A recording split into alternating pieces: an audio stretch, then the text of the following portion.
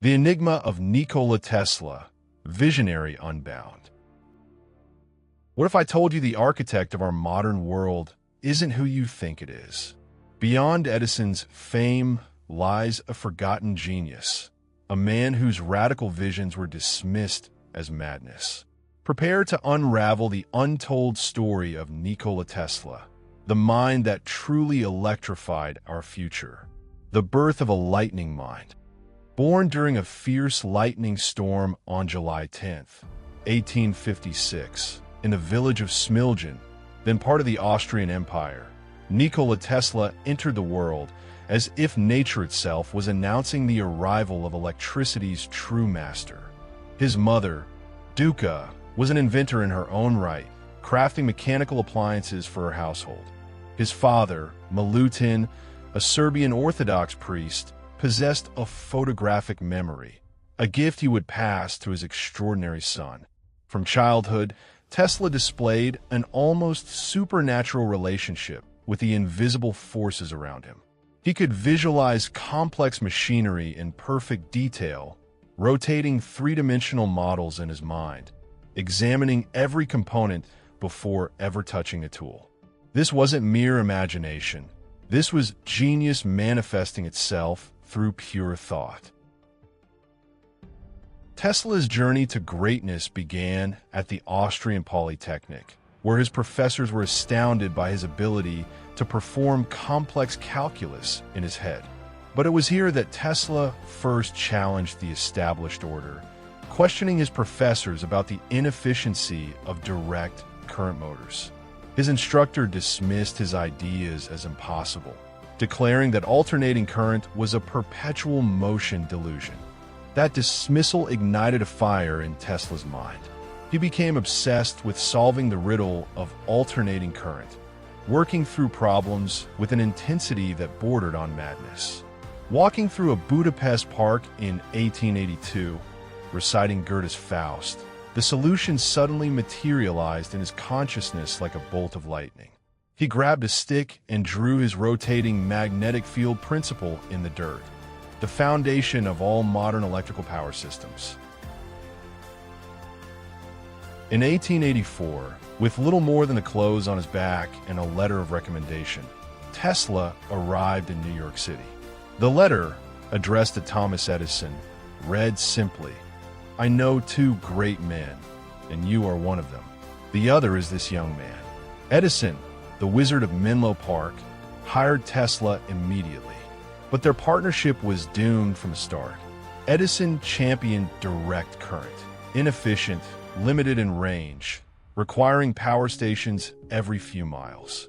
Tesla advocated for alternating current, elegant, efficient, capable of traveling vast distances. The breaking point came when Edison allegedly promised Tesla $50,000 to improve his DC generators. Tesla delivered remarkable improvements, only to have Edison renege on the payment, dismissing it as American humor. Tesla quit immediately, declaring, "Mr. Edison, you don't understand our American humor." Betrayed and nearly penniless, Tesla found himself digging ditches for $2 a day, his revolutionary patents seemingly worthless. But destiny had other plans. The War of Currents. George Westinghouse, the visionary industrialist, recognized Tesla's genius where Edison saw only threat. In 1888, Westinghouse purchased Tesla's AC motor patents for an unprecedented sum, $60,000 plus royalties that could have made Tesla the world's richest man.